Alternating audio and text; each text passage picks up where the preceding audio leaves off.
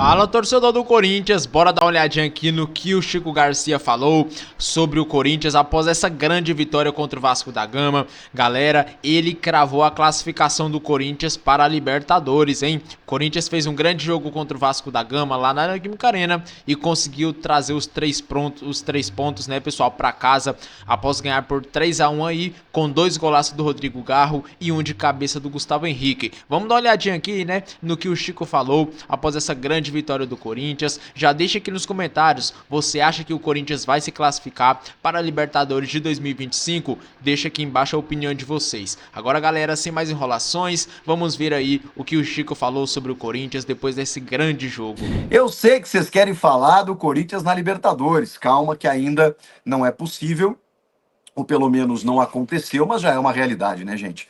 O que mudou o Corinthians na temporada é um negócio maluco. 6 vitórias seguidas. 6 vitórias seguidas. E essa diante do Vasco foi um atropelo. Olha, o primeiro tempo do Corinthians talvez tenha sido um dos melhores que eu tenha visto na temporada. E do Corinthians, com certeza, né? O Corinthians amassou, atropelou, botou no bolso o Vasco da Gama, que assim, com todo respeito aos amigos vascaínos, vejam bem, eu não estou falando aqui do clube, da instituição, muito menos do torcedor. O Vasco é inqualificável.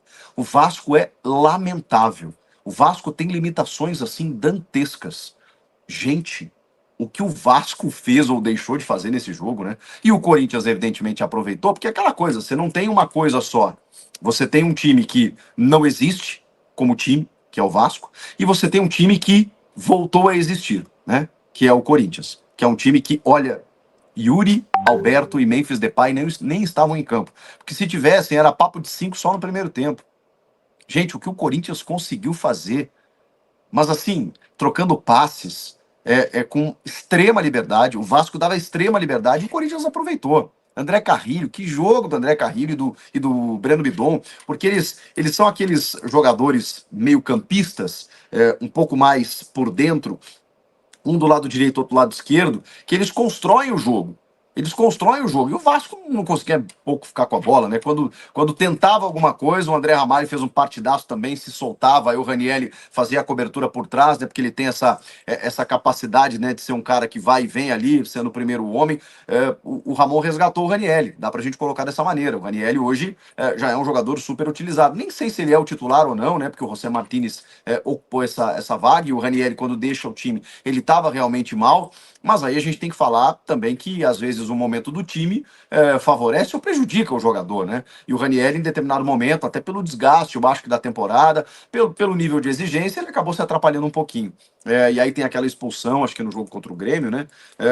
Que ele acaba comprometendo e tudo mais. Depois disso, ele realmente teve dificuldade. Mas hoje fez um jogo corretíssimo. E aí você tem esses dois jogadores que dão outra cara para o meio-campo. Eu não sei onde vai entrar o Alex Santana, mas não tem problema. Porque eu vejo o torcedor às vezes perguntar, poxa, mas onde é que o Alex Santana vai jogar? Mas aí o Breno Bidon tem que ser titular ou não? Poxa, o Thales hoje jogou bem, mas tem o Yuri e o Memphis. Não interessa, gente. É para isso que tem elenco. É para isso que hoje, numa ausência do Memphis e do Yuri, você tem um ataque como o Thales e o Romero, que em determinado momento foi um ataque titular. Hoje é um ataque reserva. E que entra num time ajustado e lindo, lindo. Você tem que fazer correções para o ano que vem? Tem que fazer alguns ajustes. Mas assim, dá para dizer que hoje o Bidu não é lateral titular do Corinthians, merecidamente? Não posso dizer isso. O mesmo vale para o Mateuzinho. Hoje a dupla de zaga foi o André Ramalho e o Gustavo Henrique. O Gustavo Henrique amargou a reserva durante toda a temporada. E o Félix Torres, que acho que nem joga esse ano mais, né, por conta da lesão que teve.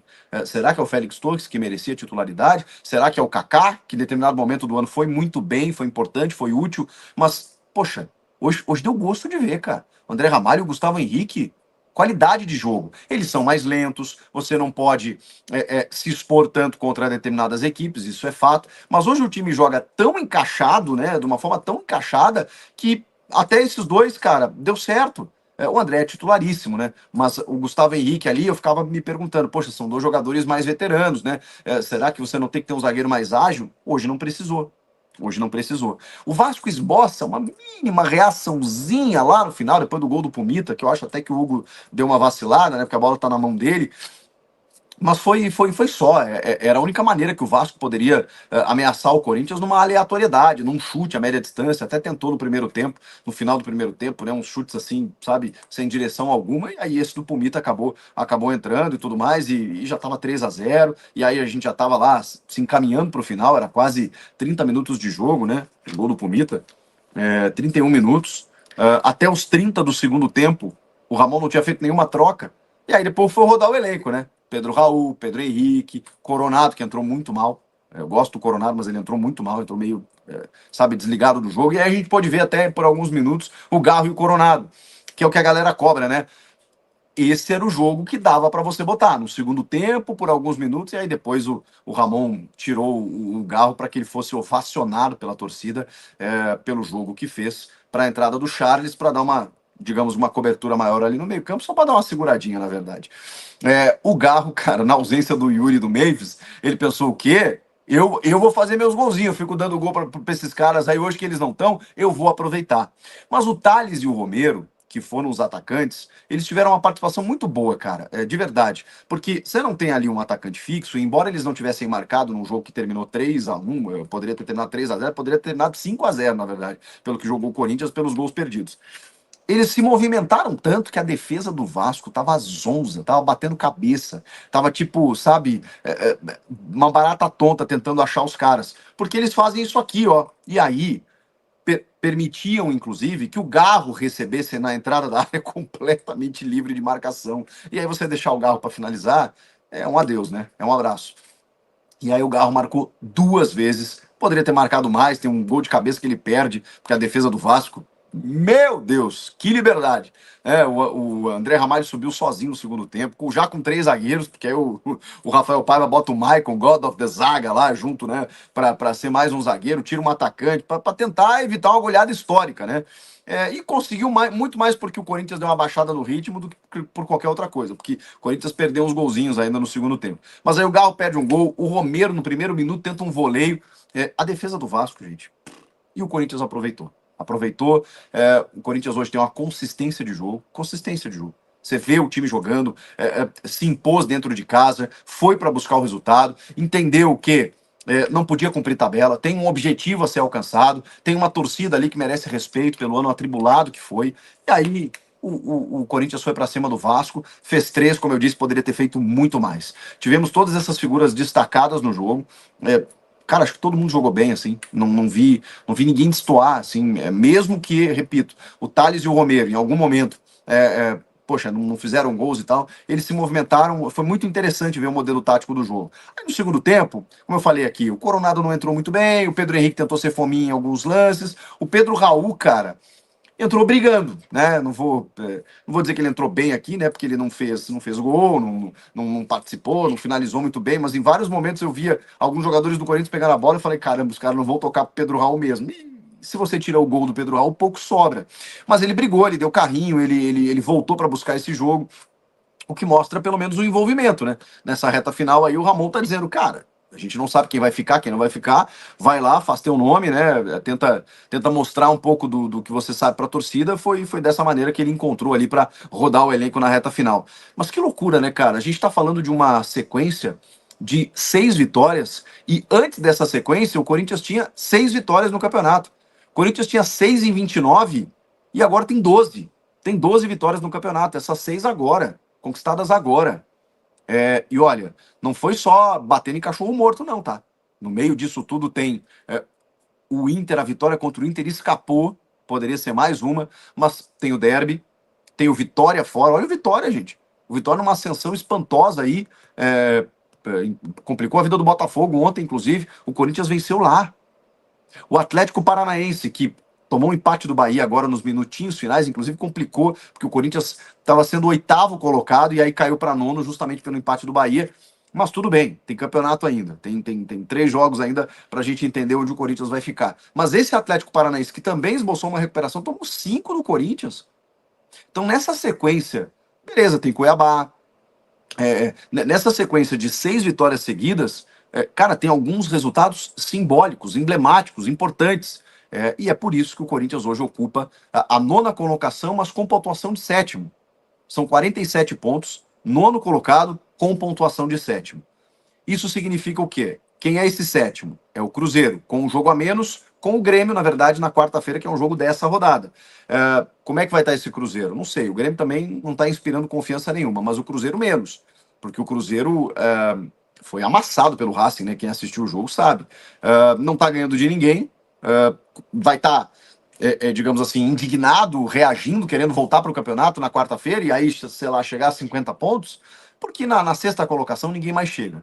Deu um gap ali de 12 pontos, 13 pontos do sexto para o sétimo. Então, não adianta, a briga é pelo sétimo colocado. E hoje o campeonato mostra um G7 para Libertadores. Então, se você chegar na sétima colocação, você vai para Libertadores. Só que assim, tem 3 times com a mesma pontuação do sétimo colocado, que é Cruzeiro, Bahia e Corinthians. Pelos critérios, o Corinthians é o nono. Mas o Corinthians, primeiro, vai enfrentar o Bahia nesses confrontos diretos. Vai pegar o Criciúma agora no próximo jogo fora de casa. E depois tem o Grêmio na última rodada. O Corinthians está jogando mais do que todos. Digo mais, hoje, Inter e Corinthians jogam o melhor futebol. Nesse recorte recente, ou nesse momento do campeonato, ninguém está jogando mais do que Inter e Corinthians. São as duas melhores equipes. O Botafogo não está mantendo o bom nível, embora seja uma baita equipe. O Palmeiras está vencendo, mas e é o que importa, tá? É o que importa. O Palmeiras está vencendo e alcançando o seu objetivo. Hoje é o líder do campeonato, mas não jogou bem contra o Bahia. Beleza, ganhou.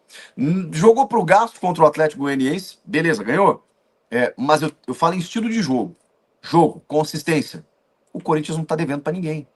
A não ser para o Inter, que está numa fase também absurda. E o jogo entre os dois, não por acaso, terminou empate, em 2-2. Então, nesses 3 jogos finais, eu não sei, eu não posso dizer aqui, o Corinthians vai ganhar todas até o final. Cara, mas assim, porra, não dá para ganhar do Criciúma fora? Não dá para ganhar do Bahia em casa, com o que o Bahia tá jogando? Não dá para ganhar do Grêmio, mesmo fora de casa? Dá para ganhar. Eu, como gremista, não tenho a menor confiança de que o Grêmio vai vencer o Corinthians na última rodada. Aliás, não tenho a menor confiança de que o Grêmio vai vencer um jogo até o final do campeonato. Então, assim, o Corinthians, falando especificamente sobre o Corinthians, ele tá melhor. Se ele mantiver esse ritmo, essa estrutura, hoje nem tinha o Memphis e o Yuri, cara. Que são os caras que estão resolvendo pro Corinthians nesses 5 jogos aí de vitórias seguidas. E aí essa sexta não precisou, e aí tinha o Rodrigo Garro. Então, nesses 3 jogos finais, tendo esse trio de ataque, a tendência, gente, vamos combinar, é o Corinthians conseguir bons resultados, e aí eu não imagino que o Cruzeiro e o Bahia farão mais pontos do que o Corinthians. Mesmo que o Corinthians não vença todas. Eu não imagino que Bahia e Cruzeiro vençam ou façam mais pontos do que o Corinthians. É por isso que é muito perceptível, é muito claro, é muito possível, é muito real o Corinthians terminar na 7ª colocação. Em sexto não vai dar, porque já os caras já dispararam lá em cima, mas na 7ª dá. E hoje é G7. Hoje o campeonato de Libertadores é G7. Tem muita coisa pra gente falar, eu sei que já tem muitos comentários aqui. A primeira coisa que eu queria dizer, a gente já está com 15 minutos de live e já temos 10 mil pessoas aqui. Muito obrigado pelo carinho de vocês. Se você ainda não está inscrito no canal, é só o que eu peço para você, né? Me ajuda, e também o YouTube recomenda para você. É mais fácil você estar inscrito, porque aí você não fica catando lá meu nome, né? Se você está inscrito, você entra na aba de inscrições ali, já vai aparecer meu nomezinho ali, você já entra nos meus conteúdos, você sabe que tem vídeo e live todo dia, vídeo todo dia, né? E live pelo menos uma vez por semana. Tava com saudade, inclusive, porque contra o Cruzeiro teve a data FIFA e contra o Cruzeiro não deu, né? Pô, o horário do jogo aberto me quebra, né? Mas enfim, tô eu aqui para bater esse papo com vocês e estão falando aqui que o Paiva caiu. Gente, hoje tinha que cair todo mundo, né?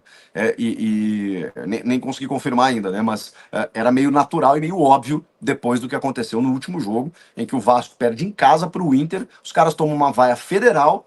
A torcida xinga o treinador meio que devolve, né? Falando que a culpada é a torcida, que fica xingando, ofendendo os caras. E aí ele foi mantido para esse jogo. Eu não achei que ele fosse continuar, mas os caras mantiveram. Enfim, não tem muito o que fazer.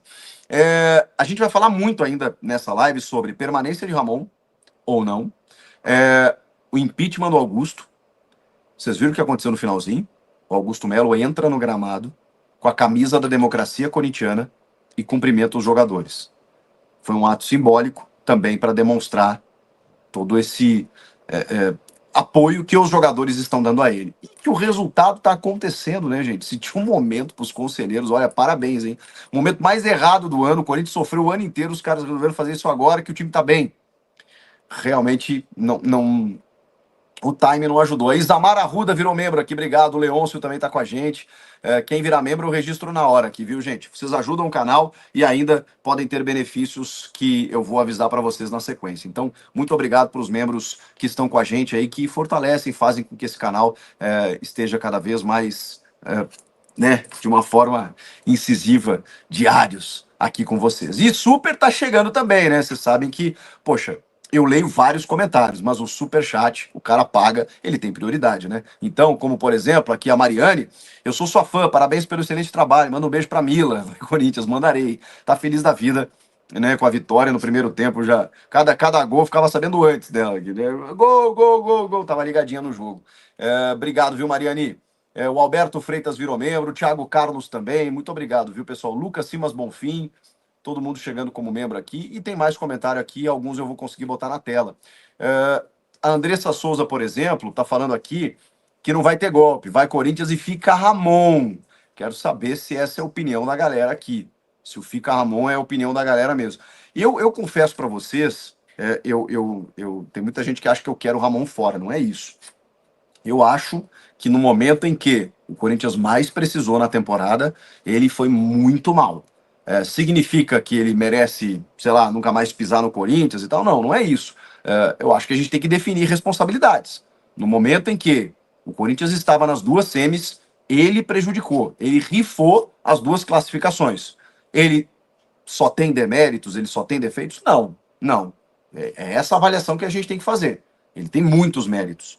E ele conseguiu o principal objetivo do time, com sobras. Quer escapar do rebaixamento, estamos falando até em Libertadores nesse momento.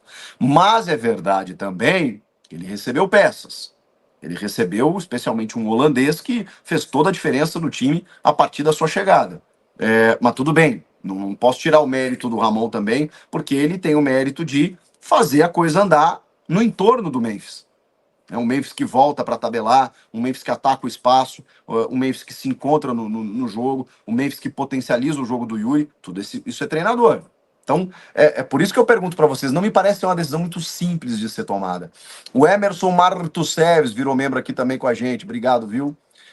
Tem mais gente aqui, o Alberto eu já tinha citado, o Thiago Carlos também, e o José Orlando Padilha Araújo e o Igor Marcelo. Obrigado, viu, rapaziada? Leonardo Lourenço tá com a gente aqui. Manda um beijo pro João Pedro Sgarbi.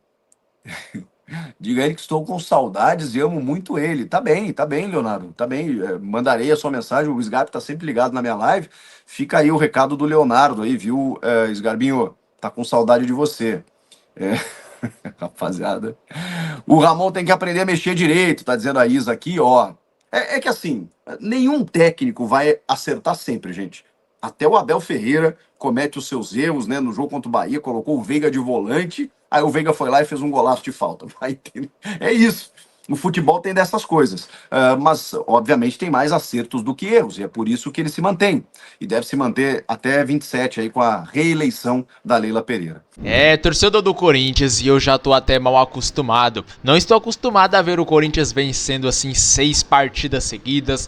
Galera, o Corinthians jogou novamente bem, né? E conseguiu a segunda vitória consecutiva na Neoquímica Arena e a 6ª vitória consecutiva no Campeonato Brasileiro. O Corinthians resolveu cedo, em 25 minutos fez 3 gols e bateu o Vasco, né? E chega a 6ª vitória seguida aí no Campeonato Brasileiro de 2024. A última vez que o Corinthians fez isso foi em 2017, ainda quando era comandado pelo Fábio Carille. Em 2017, ano em que fomos campeão do Brasileirão. E agora o Corinthians, né, voltou a fazer uma sequência positiva assim, né, em 2024. O Corinthians venceu a 6ª seguida aí no Brasileirão. Na tarde de hoje, domingo, o Timão venceu o Vasco aí por 3-1. É um jogo muito disputado na Neoquímica Arena pela 35ª rodada do Brasileiro. Gustavo Henrique e Rodrigo Garro 2 vezes vezes marcaram aí para o Timão, enquanto o Puma Rodrigues descontou para o Vasco da Gama. Sem dificuldades, o time do Ramon Dias começou o jogo criando boas chances, assim como foi contra o Cruzeiro, com Romero e Garro, né, que finalizaram ali para fora. Aos 11 minutos saiu o primeiro gol, o camisa 10 cobrou escanteio e o Gustavo Henrique, de cabeça, fez o gol de abertura aí do placar do Timão, né? Logo depois, aos 15 minutos, foi a vez do Garro, isso mesmo, nosso camisa 10 joga muito, fez o segundo gol, né? Mateuzinho encontrou o Romero fez o pivô para o camisa 10 chutar de fora da área e 2 a 0 para o Timão aí, fácil. 10 minutos depois, o argentino voltou a receber passe do Romero e anotou o terceiro do Timão. Destaque para o Romero, né? Muita gente estava criticando aí a escalação dele, mas ele foi lá, calou a boca de todo mundo e fez 2 assistências aí para os 2 gols do Rodrigo Garro. Os 2 estrangeiros aí se dando bem, né? Um paraguai e um argentino. O paraguai dando assistência para o argentino e o argentino metendo a bola no fundo do gol.